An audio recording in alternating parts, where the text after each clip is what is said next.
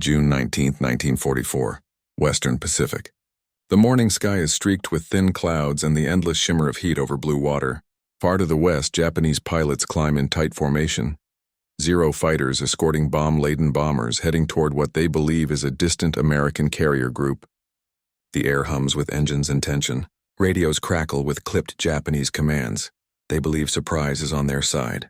The ocean seems empty, silent. There are no ships in sight, no silhouettes on the horizon. Only wind and sunlight. But hundreds of miles away, inside the dim radar room of the USS Lexington, an operator stares at a glowing green screen. Tiny blips flicker, moving slowly toward the fleet's center. He calls out calmly, his voice cutting through static, "Bogies inbound bearing 270. Across the task force, alarms ring. Fighters roar from the decks. Anti-aircraft gunners prepare. The fleet knows what's coming, long before the enemy even breaks through the clouds. Above the Pacific, the Japanese pilots continue their approach, unaware that the Americans are already waiting, guided not by sight, but by an invisible network of light and signal that sees through darkness, rain, and distance. The age of radar has begun. When Japan attacked Pearl Harbor on December 7, 1941, radar had already been invented but not yet believed in.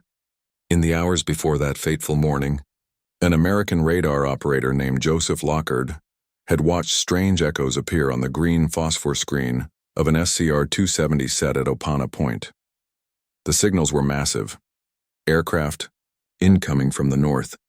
He reported it, but the warning was dismissed as probably American bombers. The technology had worked. Humanity had not yet learned to trust it. That moment, a single radar echo ignored, became one of the most important lessons of the war. By the time 1944 arrived, radar would no longer be dismissed. It would become one of the United States' most powerful weapons, reshaping how wars were fought, how pilots flew, and how fleets survived. Radar, short for radio detection and ranging, had been born in the laboratories of the 1930s.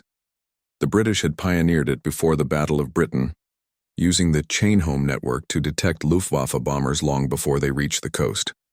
America, observing its effectiveness, expanded the idea. The U.S. Army Signal Corps began developing its own sets in the late 1930s, the SCR-268 for anti-aircraft guns, and later the SCR-270 for long-range detection. These early systems were bulky, fragile, and often misunderstood by commanders raised in the age of visual spotting. But by 1942, under the relentless pressure of war, radar had become indispensable. In the Pacific, the geography itself demanded it. There were no front lines, no trenches, only water and islands. Aircraft could appear out of nowhere, vanish into storms, or strike from hundreds of miles away. For the Japanese, this vast ocean was an ally. Their Zero fighters had long range and highly trained pilots who excelled at spotting and attacking before their enemies could react. Surprise was their greatest weapon, but radar turned that weapon into a liability. From the moment the first American sets were installed at bases across the Pacific, on Oahu, Midway, Guadalcanal, Espiritu Santo, the ocean began to speak. Invisible radio waves pulsed outward across the horizon, bouncing off metal and returning as faint green lights on circular screens. The operators, often young men barely out of training, learned to read those blips like fingerprints. Every echo had a rhythm, every cluster a pattern. They could tell when a formation was large, when it was changing altitude, even when it was circling to strike. To them, the war was a symphony of motion, invisible, but entirely real. The early war in the Pacific had shown how blind the Allies could be without radar.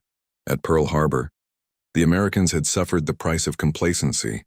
In the Philippines in December 1941, Japanese bombers struck Clark Field before American fighters could take off, another failure of warning systems. But at the Battle of Midway, 6 months later, everything changed. By then, a handful of radar stations were active on the island, operated by the Marine Air Warning Squadron. When Japanese aircraft approached before dawn on June 4, 1942, radar detected them more than 90 miles away. The warning went out immediately. American fighters scrambled and anti-aircraft gunners were ready. Midway's air defenses were battered but alert. and the early detection gave U.S. carriers precious time to prepare. That morning, the tide of the Pacific War began to shift, not only because of the courage of pilots or the skill of commanders, but because of an invisible system pulsing silently in the dark. After Midway, radar became a cornerstone of American strategy. Factories across the United States accelerated production of radar sets for land bases, ships, and aircraft. The SCR-270 became standard for early warning. The SCR-527, smaller and more precise, was installed across island chains. The Navy deployed shipborne radars like the SG and SK, capable of tracking aircraft over 100 miles away and detecting enemy ships through fog and night. By 1943, American carriers and destroyers had become floating radar stations. In their combat information centers, dark, cramped rooms lit by the ghostly glow of radar scopes, sailors watched patterns form across the screens. Their voices echoed through radios and sound-powered phones, directing fighters to intercept approaching aircraft long before visual contact. The U.S. Navy had created the world's first integrated air defense system, all without computers, relying solely on coordination, radio communication, and discipline. Meanwhile, the Japanese still relied on the human eye. Despite remarkable advances in aircraft design and pilot training, Japan entered the war with only limited radar capability. Early experiments with German models like the Freya and Würzburg sets had been shared through the Axis alliance. But Japan struggled with production and deployment. The Imperial Navy's Type 21 radar, introduced in 1942, was primitive and unreliable. It could detect aircraft at short range but lacked precision. Most Japanese commanders distrusted it, preferring reports from lookouts or scout planes. That confidence worked early in the war, when surprise favored the attacker. But as the Allies built radar networks across the Pacific, the balance reversed. By late 1943, Japanese raids on Allied position in the Solomons, Gilberts, and Marshalls were being intercepted with uncanny accuracy. Pilots returned from missions confused, shaken. How could the Americans launch fighters before the Japanese were even in sight? The answer lay in invisible coordination. At island outposts like Guadalcanal and Tarawa, radar operators worked in rhythm with fighter directors, officers trained to use radar data to guide aircraft. When a radar station picked up a signal, the information was relayed by radio to the nearest control room. Fighter squadrons on standby scrambled into the air, climbing toward coordinates given to them by voice commands. Vector 270, Angels 15. The system worked like a human-machine orchestra: radar for detection, voice for direction, pilots for execution. It was this system, perfected through repetition, discipline, and practice, that turned the tide in the Pacific skies. The Japanese, on the other hand, were fighting a vanishing war. Their early war mastery, and built on surprise and skill, was dissolving in the face of radar-guided interception. Even their famed night attacks began to fail. By the time of the Battle of the Bismarck Sea in March 1943, radar-equipped American bombers hunted Japanese convoys with devastating accuracy. One after another, ships went up in flames, their positions betrayed by radio waves bouncing invisibly across the ocean. The Imperial Japanese Navy tried to adapt. Engineers worked feverishly to produce improved models, the Type 13 for aircraft warning, the Type 22 for ship detection.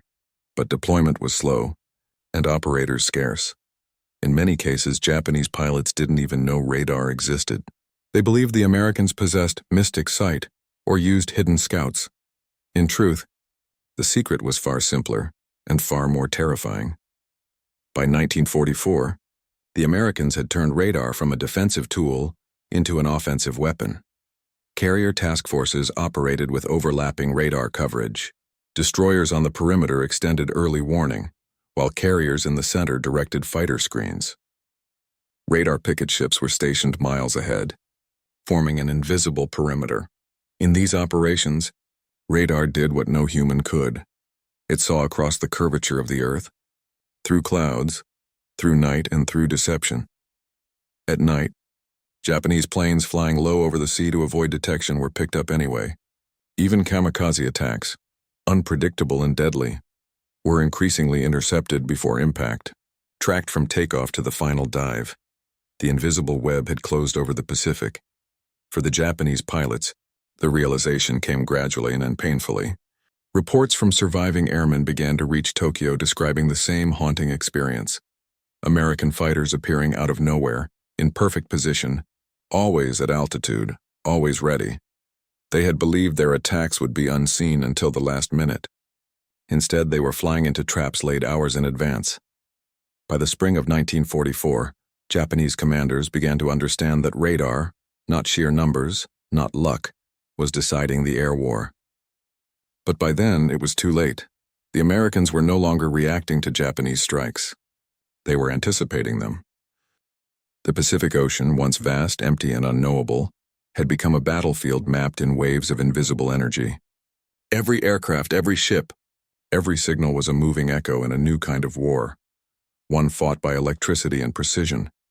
And at the center of that transformation stood a handful of men in dark rooms, watching the flicker of radar screens, their voices calm, their hands tracing paths across maps. They never saw the enemy's faces. They never fired a shot, but their signals shaped every battle to come. Their invisible work was about to decide the outcome of the greatest air battle of the Pacific, the moment when Japan's pilots would discover, too late, that they were being watched from beyond the horizon. And as hundreds of aircraft roared toward the Marianas in June 1944, confident and unafraid, the Americans already knew they were coming. Radar did not win battles by itself. It required people, disciplined, unseen, anonymous. The operators, the engineers, the fighter directors, each played their part in the quiet orchestra of detection and defense. While the airmen of both sides soared and fought in the clouds, these men sat below decks or deep in jungle outposts, watching the pulse of light that dictated the rhythm of the Pacific War. Their world was measured in seconds and degrees. Inside a carrier's combat information center, the air was cool and humming with power. The room was dark, sealed off from sunlight, the only illumination coming from radar scopes and plotting tables. Operators wore headphones, their eyes fixed on glowing circles, their hands marking positions with grease pencils on transparent boards. Every sweep of the antenna told a story. Every flicker might be a flight, a squadron, or an entire strike force on the move. To them, the sea was no longer empty. It was alive with echoes. On an island radar station, the same ritual unfolded. In a prefabricated hut near a beach or atop a ridge, a handful of soldiers tended their SCR-270 set, a bulky system with wires, generators, and an antenna array rising above the palms. The operator leaned close to the scope, watching faint green pulses. A headset rested around his neck, static, then a faint cluster. He called out coordinates to the plotting board. The duty officer relayed the message by radio. Minutes later, hundreds of miles away, a control tower ordered fighters into the sky. The men on the radar post never saw the results. They didn't see the interception or the dogfight or the wreckage falling into the sea, but they knew what their signals meant. They were the eyes of an entire fleet. Radar changed not only tactics, it changed psychology. Before radar, war depended on sight and instinct. Commanders guessed. Pilots hunted. Warships fired where they thought the enemy might be. Now decisions came from invisible certainty. When a radar operator reported bandits at 60 miles, it wasn't speculation. It was fact. A formation was there, unseen, unheard, but real. The old art of surprise, the ambush, the sudden strike, was slowly dying. In its place came precision. For American commanders, this meant control. Admiral Raymond Spruance, leading the Fifth Fleet, could now maneuver his task forces with confidence. He didn't need to see the enemy. Radar told him where they were, how fast they moved, and when they would arrive. For the Japanese, it meant confusion. Japanese air crews were trained to trust visibility, intuition, and discipline. Their doctrine emphasized the courage of the pilot and the superiority of formation, flying. They could not comprehend how the Americans could respond so quickly, launching interceptors at the exact altitude and bearing needed to cut off their approach. Reports began filtering through intelligence channels. Pilots claimed American fighters appeared like ghosts. One officer, after a failed strike on the Gilberts, wrote in his debriefing, They saw us before we saw them. We were intercepted far beyond sight of land. Japanese engineers suspected that the Americans were using high-altitude reconnaissance or invisible scouts hidden in the clouds. Few believed in the full scale of radar deployment. Even as Japan began producing its own sets, the difference in quality and network integration was vast. The Type 13 radar, introduced in 1943, could detect aircraft a mile but lacked range. The Type 22 could track ships but only at close distances. The radar operators had minimal training, and there was no established system linking detection to fighter direction. In practice, Japan's radar was more symbolic than functional. Meanwhile, every American carrier had multiple radar systems: long-range air search, surface search, height finding, and dedicated fighter direction officers trained to interpret the data in seconds. Radar also bridged land and sea. On remote islands across the Central Pacific, American radar stations acted as sentinels, feeding data to carrier groups hundreds of miles away. At the same time, destroyers equipped with SG and SK radar acted as pickets, forming an invisible ring around the fleet. These picket ships, small, exposed and vital, were often the first to detect incoming raids. Their operators reported bearing and distance, and the fleet's Combat Information Center translated those reports into interception orders. It was a dance of precision, detection, report vector intercept. By 1944, this process was refined to near perfection. From the moment a Japanese raid was detected, American fighters could be airborne within minutes, climbing along exact headings toward unseen targets. When contact finally came, it was no coincidence. It was geometry. In the USS Lexington's radar room, Petty Officer Ralph Rausch remembered how the process felt. Each sweep of the scope was a heartbeat, he said years later. You watched the blips move closer and you knew men were flying out there, hundreds of them. You never saw their faces, but you could feel them getting nearer, those blips, clusters of light no larger than coins, and carried the fate of. Fleet's technology also reshaped leadership. Admirals, like Chester Nimitz and Spruance, understood that radar was more than a device, and it was a philosophy. It meant information supremacy. It meant taking human error out of the fog of war. Their staff officers were trained to trust instruments over instinct, mathematics over emotion. It was a revolution as profound as gunpowder or the internal combustion engine. Where once a commander stood on the bridge scanning the horizon with binoculars, now he stood in a dark room staring at a radar plot. The ocean, once mysterious, had become measurable.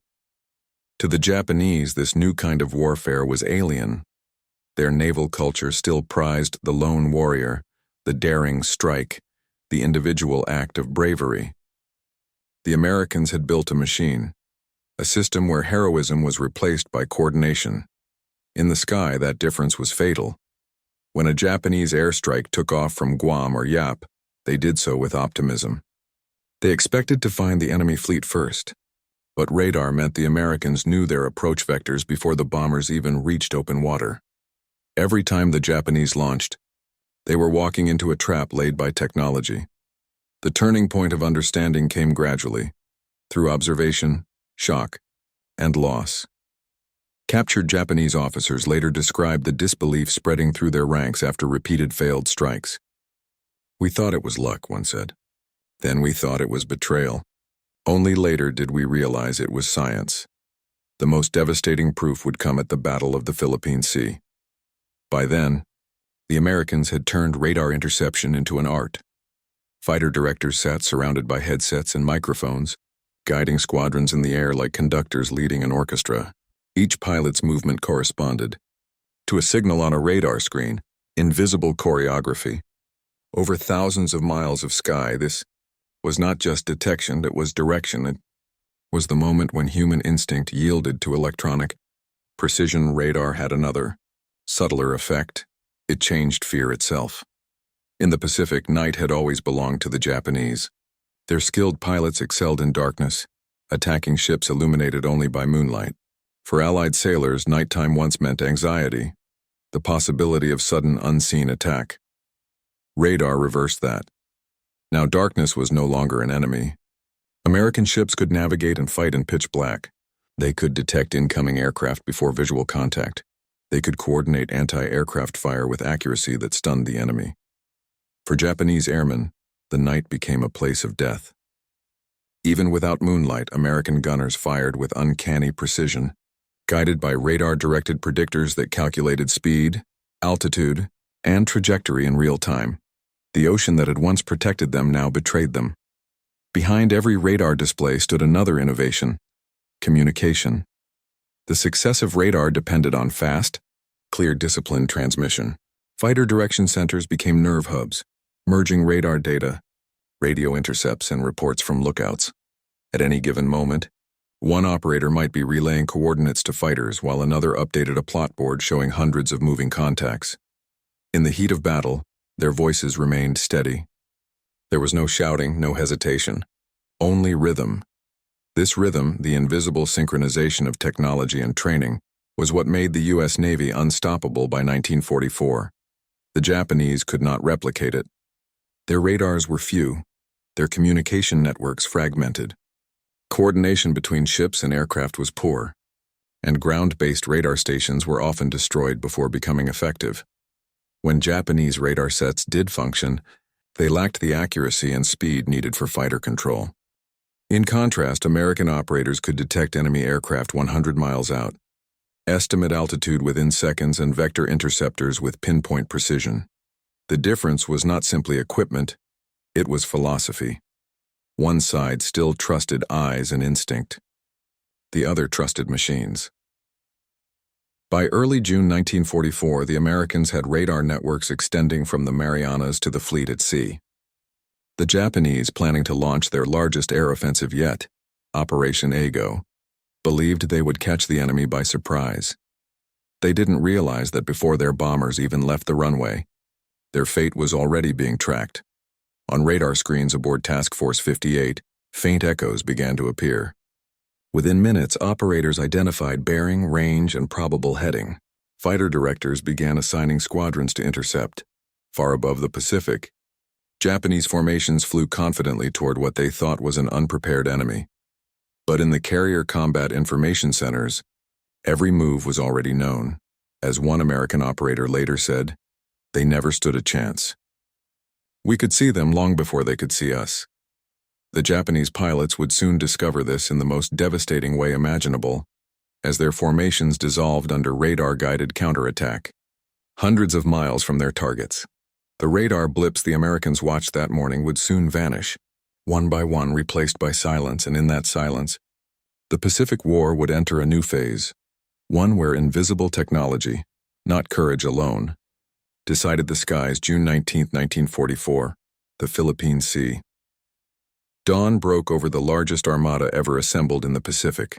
Task Force 58, 15 American aircraft carriers, 7 battleships, and dozens of cruisers and destroyers, stretched across miles of blue horizon.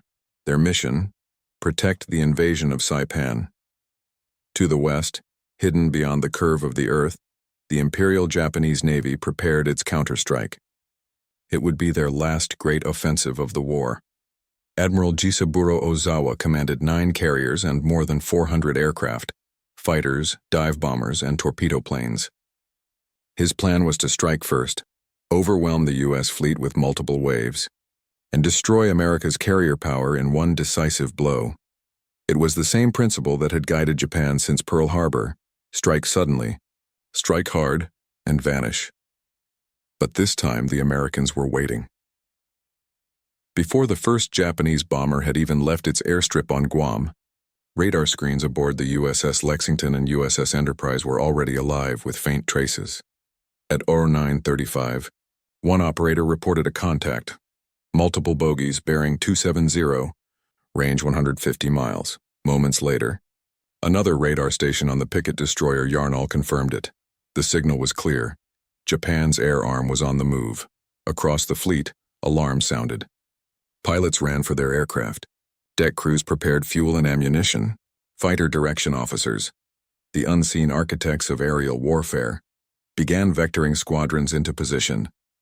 Within minutes, 220 American Hellcats were airborne, climbing toward an enemy they could not yet see. It was the largest radar-guided air interception in history. Far to the west, the Japanese formations droned toward the horizon. From the cockpits of Zeros and bombers, the ocean appeared empty. Clouds drifted lazily across the sky. The pilots believed they still had time, hours, perhaps before reaching the enemy. They had no idea that American radar had already mapped every squadron, every course correction, every altitude change. For the first time in warfare, the element of surprise had been completely reversed. At 10:36, the first American fighters sighted the enemy, a massive formation of Japanese bombers escorted by Zeros, glittering in the sunlight. The U.S. Navy pilots dove from above, coordinated by radio direction from the fleet. The Japanese were still in attack formation when the Hellcat struck. The result was catastrophic. Bombers exploded before releasing a single payload. Fighters were torn apart mid-air. Pilots tried to break formation and evade, but radar control allowed the Americans to predict every maneuver. By 10:50, the first wave was annihilated. More than half of the Japanese aircraft were gone before they even reached visual range of the U.S. ships. In the radar rooms below decks, operators watched it unfold on their scopes, hundreds of moving blips converging, then vanishing. One by one, the echoes faded into static. The air controllers didn't cheer. They marked the losses quietly and prepared for the next wave, because they knew more were coming. At 11:07, another cluster appeared, bearing 340 degrees, range 110 miles. The next Japanese attack group, unaware of the disaster that had just occurred, was closing in. Again, radar picked them up. Again, fighter direction officers sent squadrons to intercept. American pilots climbed rapidly through thin cirrus clouds, their cockpits shimmering in the Pacific glare. Within minutes, they spotted the enemy, a tight formation of Nakajima B-6N torpedo bombers escorted by A-6M Zeros. The Hellcats dove head-on, their 50 caliber guns tearing through aluminum and fuel. Radio chatter filled the sky. Splash 1 bomber. Splash 2. When the surviving Japanese aircraft broke formation and scattered, they flew directly into secondary American squadrons waiting along radar-guided intercept vectors. It was a killing zone. Invisible. Precise, merciless. By noon, 2 full Japanese strike waves had been destroyed. Nearly 200 planes gone, many before coming within 100 miles of their targets. On board the USS Lexington, Admiral Mark Mitcher studied the radar plots. He could see the pattern forming. Successive Japanese attacks, each predicted and erased before reaching striking range. In his calm voice, he ordered the next defensive sectors ready. Maintain radar watch. Keep fighters in rotation. They'll try again, and they did. The third wave appeared just after 12. It was smaller, desperate, bombers flying lower to avoid detection. But radar saw them anyway. The low-altitude echoes were faint but distinct. The USS Hornet's radar operator tracked the contacts relentlessly, calling out distances as they closed. 70 miles, 55, 45, at 40 miles. Fighter direction officers launched a new wave of Hellcats. They caught the Japanese just as they began their descent toward the supposed location of the year. American carriers, an ocean empty except for contrails and smoke. The intercept was total, only a handful of Japanese planes escaped. None reached the fleet. In the skies above, the Pacific had become a graveyard. Wreckage burned across miles of open water. Parachutes drifted downward like white petals. Sharks circled below. American pilots, trained and guided by radar coordination, described it as a turkey shoot. That grim nickname would become history. The Great Marianas Turkey Shoot. More than 300 Japanese aircraft were destroyed in a single day. But beneath the triumph lay something deeper. The complete transformation of war. For the first time, victory depended less on courage or tactics and more on information. The radar operators, plotting officers, and communications staff, men who never saw sunlight that day, had determined the outcome before a single shot was fired. Their precision had made the Pacific Ocean transparent. Meanwhile, aboard Japanese carriers hundreds of miles away, Admiral Ozawa waited for reports. Hours passed. Radio silence. He had launched his elite aviators, the last trained veterans Japan could spare. They should have struck the enemy by now. Instead, the skies remained quiet. Eventually, fragmented transmissions reached his flagship. Voices shouting through static, half-sentences drowned in noise. Enemy fighters everywhere, radar, radar. Then nothing. Ozawa stood in silence, staring at the horizon. His staff realized what had happened before he said it. Their radar sees everything. The fourth and final Japanese attack wave came in the afternoon. By then, the Americans were ready. Radar detected the last strike at a range of 130 miles. Hellcats were vectored immediately, a swarm of blue-gray fighters sweeping toward the incoming blips. When the two forces met, the Japanese pilots fought desperately, twisting through clouds, dropping altitude, trying to confuse the radar guidance. But every maneuver was tracked and countered. The last formation disintegrated before reaching its target. Only a few stragglers managed to break through, 5 or 6 aircraft diving toward the American fleet, pursued by interceptors. One bomber released its payload blindly. The bomb splashed harmlessly into the sea. Another burst into flames mid-dive. Not a single American carrier was hit. By nightfall, the Battle of the Philippine Sea was over. The ocean was littered with oil slicks, smoke, and fragments of aluminum. The Japanese had lost nearly 400 aircraft. America had lost fewer than 30. It was the most one-sided air battle in history.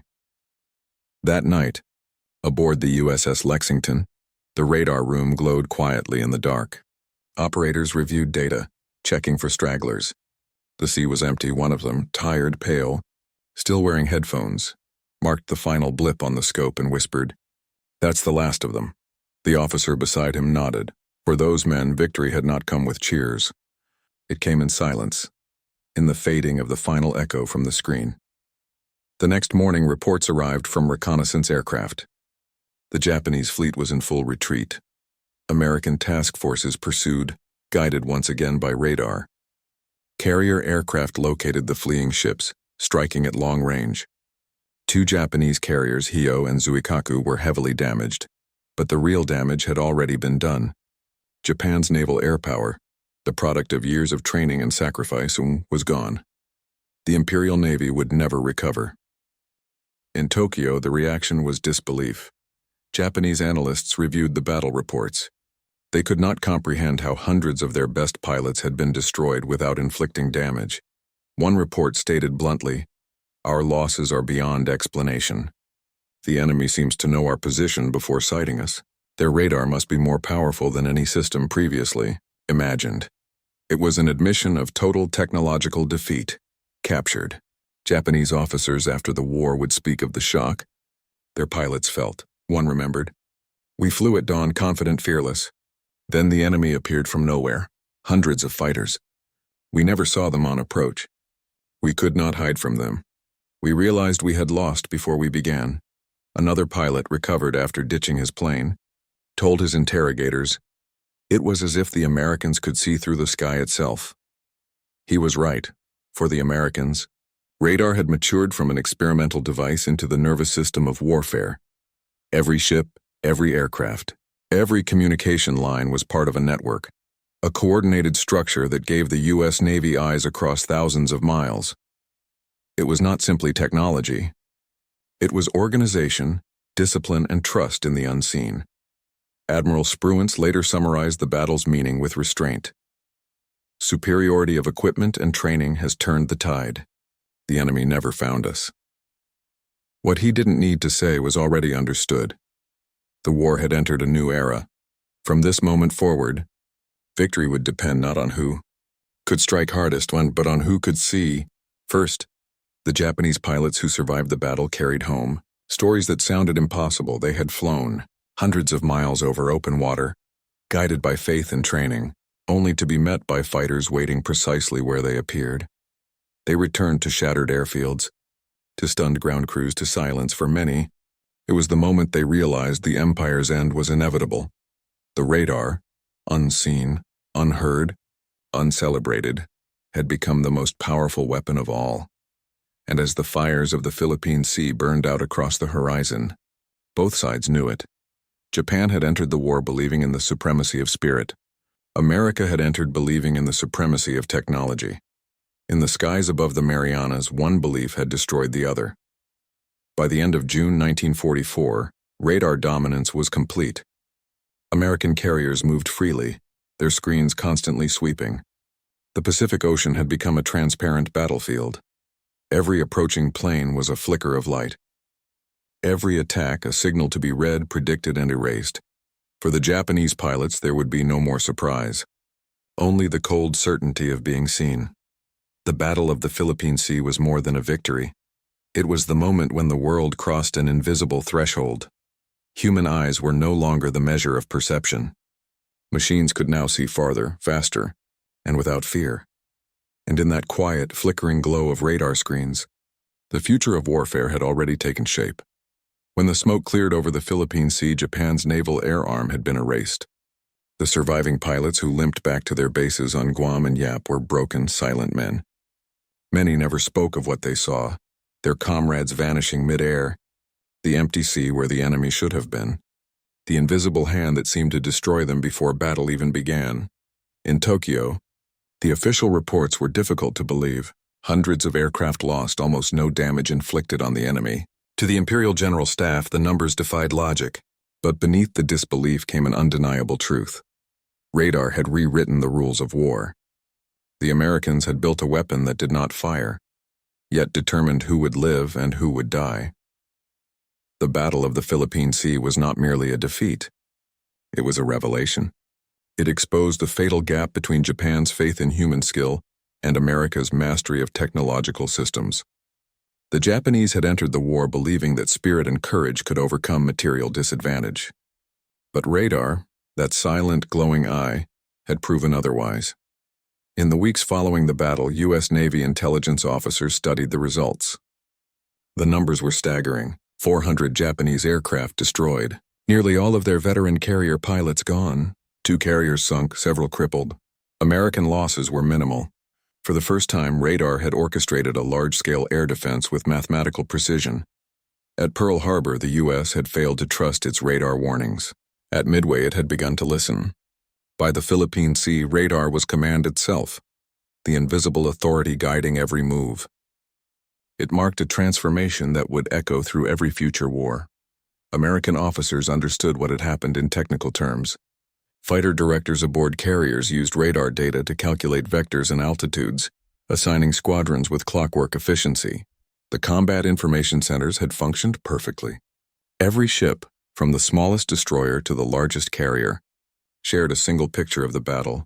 It was the first real demonstration of networked warfare, decades before computers, satellites, or digital communication. What the Americans had built was not just radar, it was information dominance.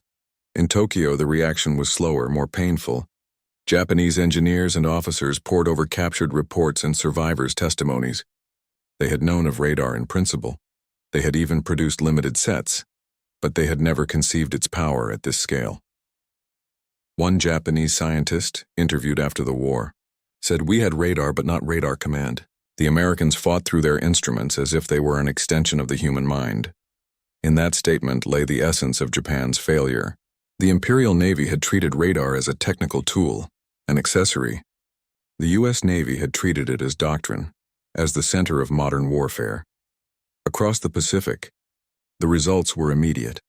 With Japan's carrier air power shattered, the American advance toward the Philippines accelerated. Carrier task forces now operated with near impunity. Radar picket destroyers spread their coverage, extending the fleet's eyes hundreds of miles in every direction. The Japanese could no longer launch surprise attacks. Every time an aircraft took off from a distant airstrip, whether bomber, fighter, or kamikaze, American radar detected it within minutes. The days of stealth and suddenness were over. For American sailors, radar became both a weapon and a comfort. At night, the ocean no longer felt vast and empty. The screens glowed like sentinels in the dark, showing every echo, every reflection. Men learned to trust that pulse of green light more than the horizon itself. For the Japanese, it was the beginning of helplessness. Their surviving pilots, many now inexperienced replacements, were sent on missions they knew would fail. Radar-directed interceptions destroyed formations before they could reach their targets. Anti-aircraft gunners, guided by radar predictors, fired accurately even in total darkness. During the battles for Leyte Gulf and Okinawa, Radar turned entire air raids into mass funerals. Japanese kamikazes flying toward the fleet in desperate waves were tracked from the moment they took off. Destroyers stationed miles ahead of the main fleet, the radar pickets, detected them and relayed warnings. Fighters intercepted most before they ever saw the ships they meant to destroy. The ocean itself had become an electronic trap, but radar was not just defensive. It gave the Americans new freedom to strike. Night carrier operations, once nearly impossible, became routine. Using radar navigation and landing aids, U.S. pilots could take off before dawn or return after dusk, guided by signals instead of sight. Bombing raids on Japanese islands used radar mapping to find targets through clouds and smoke. B-29 superfortresses employed advanced radar bombing systems like the AN/APQ-13, allowing them to hit cities from high altitude, even in poor visibility. The same invisible waves that had once defended the fleet now guided its vengeance. The human side of this transformation was quieter, but no less profound. Radar operators, who had once been overlooked, were now recognized as essential. They were no longer just technicians, but combatants in their own right. Inside their dark humming rooms, surrounded by static and silence, they fought battles measured in flickers and echoes. Many of them spoke later of how unreal it felt to see war as patterns of light instead of faces. They didn't hear the screams or explosions. They heard only the soft hum of electricity. Their victories came in silence, when a cluster of blips vanished, replaced by a blank screen. It was modern war in its purest form, impersonal, precise, detached. In post-war years, historians would look back at that transformation as one of the greatest shifts in military thought. The Battle of the Philippine Sea had shown that technology could not just influence war, it could define it. The Japanese defeat was not simply a loss of aircraft. It was the collapse of an entire worldview. The belief that courage could overcome machinery had been obliterated by radar waves. After the war, American and British engineers examined captured Japanese radar sets. What they found was shocking. Japan had built dozens of types, but almost none matched the range or accuracy of Allied systems. Many were hastily designed, poorly maintained, and operated by untrained crews. Even when Japan managed to install radar on ships, the lack of integration meant the data went unused. One officer admitted, "We had radar contact, but no one to tell the fighters what to do." It was a confession of systemic blindness. Meanwhile, in the United States, radar development accelerated beyond wartime necessity. Laboratories like MIT's Radiation Laboratory had produced hundreds of radar variants, from air search sets to gun-laying systems and proximity fuses. The war had turned science into strategy. By 1945, radar was guiding everything from night bombers over Japan to destroyers guarding convoys in the Atlantic. It had transformed the idea of command itself, giving commanders real-time vision of the battlefield. It was not just an invention. It was a revolution in perception, for the men who had witnessed it firsthand. Pilots, sailors, engineers, and radar carried both awe and fear. It was a reminder that the human eye, once the final judge of war, had become secondary. Machines now saw farther, faster, and more accurately. The Japanese pilots who survived the war often spoke of that realization with bitterness and wonder. They had been trained to fight by sight, to trust instinct and discipline. Against radar, instinct was blindness. They never knew when they had been found. After the war, American and Japanese officers met during occupation interviews. One U.S. naval engineer asked a former Japanese air commander, "When did you first realize we had radar superiority?" The man paused, then replied quietly, "When our best men died without seeing their enemy." That sentence captured the essence of the Pacific Air War's final phase. The battlefield had shifted from the visible to the invisible, from courage to calculation. The consequences reached far beyond 1945. In the Cold War that followed, radar became the foundation of global strategy. Early warning systems stretched across continents, guarding against missile attacks. Air defense networks, the DEW line, the Pine Tree line, the Soviet Duga arrays, all traced their lineage to those flickering green screens in the Pacific. What began as a handful of radar huts on island ridges became the nervous system of an Entire world at war with itself. Yet for all its power, radar also revealed something deeply human, the longing to see what cannot be seen, to control chaos through understanding. It was that desire and to know first, to act first, that had driven the Americans to build radar into every ship and station. It was the same desire that had blinded Japan to its necessity. The war had proven that victory no longer belonged to the strongest or the bravest, but to the best informed. As the Pacific quieted in late 1945, the radar stations fell silent one by one. Operators powered down their sets. The screens went dark. The hum faded. But the world they had created, the world of electronic vision, would never disappear. The age of radar had begun with uncertainty and ended with domination. It turned invisible waves into a weapon more decisive than any bomb. The Japanese pilots who once trusted the open sky learned too late that the sky itself had been claimed, not by gods, not by fate, but by machines that could see through everything. The Pacific War had started with an unseen enemy at Pearl Harbor. It ended with an unseen power watching everything. When the war ended, the Pacific returned to silence. The aircraft carriers anchored at peace, their decks empty, their radar masts turning slowly in the wind. The men who had once stared into glowing screens now stepped outside and saw the ocean again, vast, blue, and unknowable. Yet they could never see it the same way.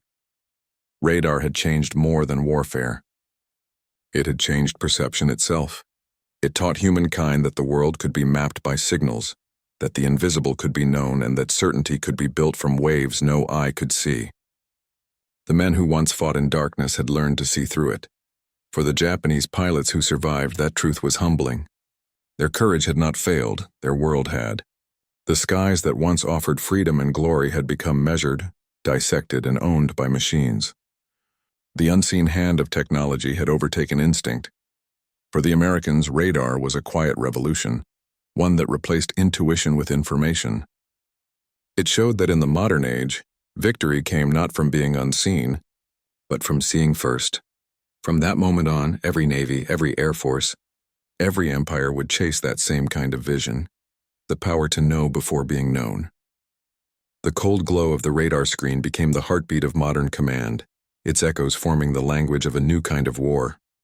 But behind the science, the lesson remained profoundly human. Technology could reveal distance, speed, and direction, but not fear, not hope, not the silent prayers whispered before each mission. Radar saw everything except the men themselves, and perhaps that is what defined the end of that war. Not just the victory of one nation over another, but the victory of knowledge over the unknown. On quiet nights after 1945, sailors recalled the hum of their radar rooms, the way those green pulses swept in circles, painting invisible skies. It was a sound both mechanical and alive, as if the sea itself had begun to breathe. In that sound, the world crossed a threshold. From then on, the future of warfare and of humanity would belong to those who could see without looking,